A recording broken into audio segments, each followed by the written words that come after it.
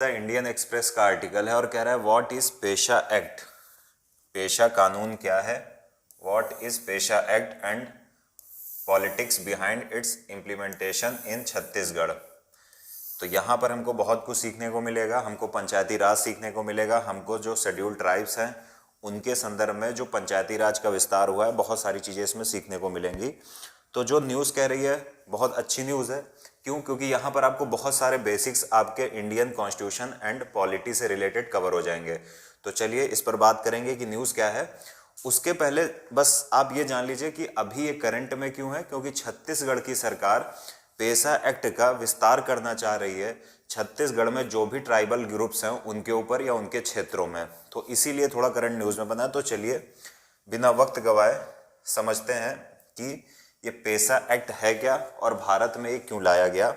देखिए अभी क्या हो रहा है कि छत्तीसगढ़ के जो ट्राइबल कम्युनिटीज़ हैं, जो जनजाति लोग हैं, वो कह रहे हैं कि वहाँ पर पेशा का विस्तार किया जाए। पेशा का पूरा नाम है panchayat extension to scheduled areas, यानी पंचायतों का शेड्यूल्ड एरिया में या अनुसूचित क्षेत्रों में विस्तार, यही इसका मतलब है। तो चलिए थोड़ी बात कर लेता है पेशा एक्ट के बारे में। देखिए हम सबको पता है कि 73 कॉन्स्टिट्यूशन अमेंडमेंट 1992 के माध्यम से 73 संविधान संशोधन 1992 के माध्यम से भारत में 3 टियर या त्रिस्तरीय पंचायती राज व्यवस्था की शुरुआत की गई। मतलब भारत में जो पंचायती राज स्टार्ट हुआ, पंचायतों को अधिकार प्रदान करने की बात हुई। इसके लिए सबसे पहले आप देखेंगे तो 73वां संविधान संशोधन 1992 में किया गया और इस समय भारत के प्रधानमंत्री थे पीवी नरसिम्हा राव जी। और यहाँ पर इस संविधान संशोधन के माध्यम से जो शासन था उसका विकेंद्रीकरण किया गया, डिसेंट्रलाइजेशन किया गया और 3 स्तरों पर पंचायतों की स्थापना की गई, जिसे 3 टियर पंचायत या त्रिस्तरीय पंचायत कहते हैं, जिसमें सबसे पहले जिला स्तर पर जिला पंचायत, उसके बाद उससे नीचे स्तर पर ब्लॉक पंचायत या ब्लॉक समिति और सबसे नीचे स्तर पर ग्राम पंचायत की बात की गई। लेकिन जब ये कानून बनाया गया तो भारत में आपको पता है कि कुछ ऐसे राज्य हैं जहां पर शेड्यूल्ड ट्राइब्स पाई जाती हैं, अनुसूचित जनजाति पाई जाती हैं। जैसे ये आप देख रहे हैं, बात आती है अनुसूचित जनजाति क्या है। देखिए कुछ ऐसे लोगों का समूह जो बहुत ही पुरानी मतलब आप परंपराओं का पालन करता है विशेष प्रकार से, या अलग उनका एक छोटा सा कल्चर है, ऐसे कल्चर्स को या ऐसे लोगों के समूह को हम अनुसूचित जनजाति या शेड्यूल्ड ट्राइब्स कहते हैं। जैसे आपने देखा होगा कि अंडमान निकोबार में कई सारी जनजातियां पाई जाती हैं, जैसे सेंटिलीज। तो ऐसे बहुत प्रकार की जनजातियां पाई जाती हैं जिनका अपने एक छोटे से क्षेत्र में एकदम अलग रहते हैं और वो सिर्फ एक मांग करते हैं कि हमें हमारे जल, जंगल और जमीन पर अधिकार दे दीजिए। बस उनकी यही एक डिमांड होती है। तो भारत में जब पंचायती राज व्यवस्था आई तो जो ट्राइबल ग्रुप्स थे भारत में, जो जनजाति समूह थे, उन्होंने इस बात की शिकायत की कि पंचायती राज व्यवस्था में जो जनजातियां हैं उनके लिए कुछ विशेष प्रावधान या प्रोविज़न नहीं किए गए। यानी इस पंचायती राज कानून को या पंचायती राज व्यवस्था को ऐसा नहीं बनाया गया जिससे पंचायतों का विस्तार हो अनुसूचित क्षेत्रों में या शेड्यूल्ड एरिया में। ये पंचायती राज व्यवस्था की जो कमी थी, इसलिए फिर सरकार ने एक कमेटी बनाई और उस कमेटी का नाम था भूरिया कमेटी। तो उसके जो अध्यक्ष थे उस कमेटी के, वो भूरिया साहब ही थे, इसलिए एक कमेटी बनाई गई और वो कमेटी कहलाई भूरिया कमेटी, जिसको 1995 में बनाया गया।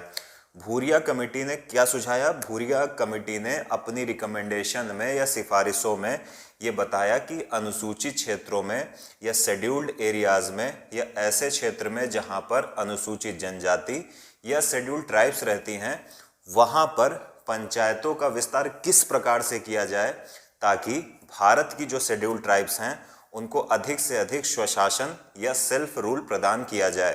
तो जैसे ही भूरिया कमेटी ने अपनी सिफारिशें की और इसी समय एक संसद ने कानून पास किया और उस कानून का नाम था पेशा एक्ट 1996, यानी panchayat extension to scheduled areas. तो ये कानून संसद के द्वारा पारित किया गया और पारित कब किया गया था? 1996 में। और भूरिया कमेटी कब बनी थी? 1995 में। अब ये कानून क्या था?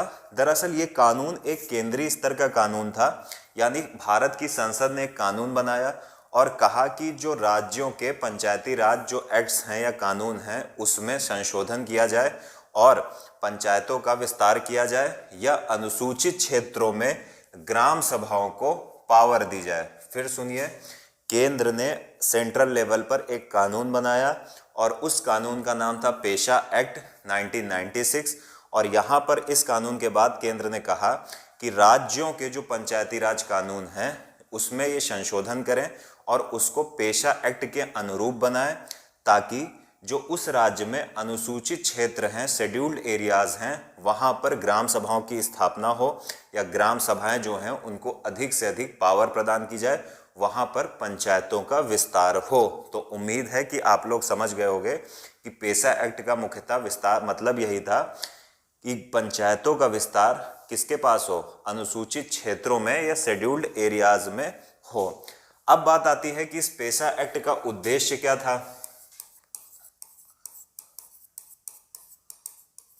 अब पेशा एक्ट का उद्देश्य ये था कि अधिक से अधिक जो ट्राइबल कम्युनिटीज हैं, जो जनजातीय समुदाय भारत के हैं, उनको अधिक से अधिक अधिकार प्रदान करना, ताकि वो सेल्फ रूल या स्वशासन कर सके, वो निर्धारित कर सके कि उनकी ज़मीन कैसे प्रयोग होगी।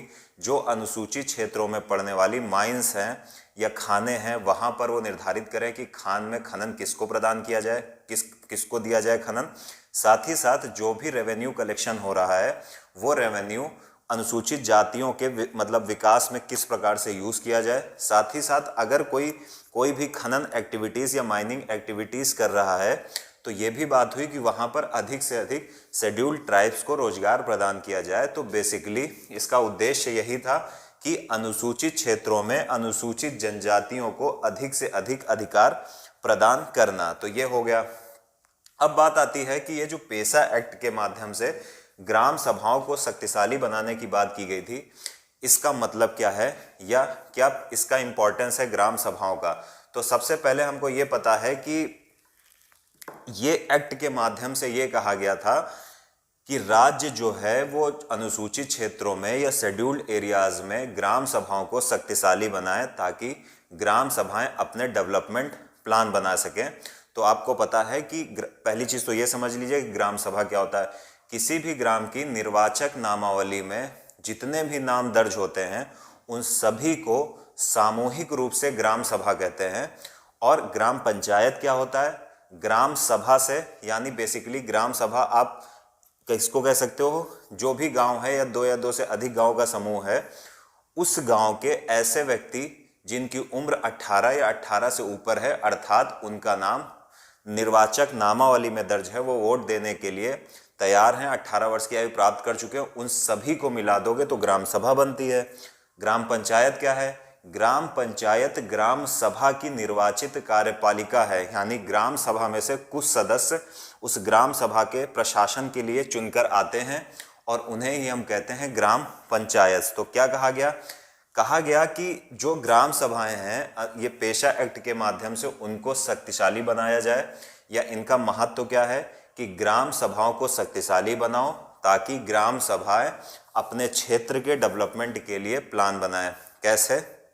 जैसे जो अनुसूचित जातियों की या शेड्यूल्ड ट्राइब्स की डिमांड होती है कि उन्हें जल, जंगल और ज़मीन पर अधिकार प्रदान किया जाए, तो वो मांग पूरी की जाए। साथ ही साथ जो माइनर फॉरेस्ट प्रोडक्ट्स होते हैं, माइनर फॉरेस्ट प्रोडक्ट जिसको MFP भी बोलते हैं, तो यहाँ पर क्या कहा गया? माइनर फॉरेस्ट प्रोडक्ट्स कौन से होते हैं? जिनको हम नॉन टिम्बर प्रोडक्ट बोलते हैं, यानी जंगलों से जो अनुसूचित जनजातियां होती हैं उनको जंगलों से बहुत सारे संसाधन कलेक्ट करने का अधिकार प्रदान करना, बशर्ते वो नॉन टिम्बर हो, यानी लकड़ी वाला सामान वो एकत्रित नहीं कर सकते हैं। क्योंकि अगर वो लकड़ी वाला सामान एकत्रित करेंगे तो इससे फिर डिफॉरेस्टेशन होगा, वनोन्मूलन होगा, जंगल में कमी आएगी। तो यहाँ पर क्या कहा गया? यहाँ पर कि जल, जमीन, जंगल पर अधिकार प्रदान किया जाए। साथ ही साथ जो माइनर फॉरेस्ट प्रोडक्ट्स हैं इनके संदर्भ में उनको अधिकार प्रदान किया जाए, ताकि वो निर्धारण कर सके कि कौन से प्रोडक्ट्स का एकत्रीकरण करना है, किसका नहीं करना है। साथ ही साथ जो लोकल मार्केट होती हैं, लोकल मार्केट्स होते हैं, छोटे छोटे मेला होते हैं, मेला जो गांव में लगते हैं, उन सब में उन सब को रेगुलेट करने का अधिकार, साथ ही साथ उनसे किस प्रकार से कर लगाया जाए, ये सारे अधिकार जो होते हैं ये ग्राम सभाओं को प्रदान किए जाते हैं पेसा एक्ट के माध्यम से।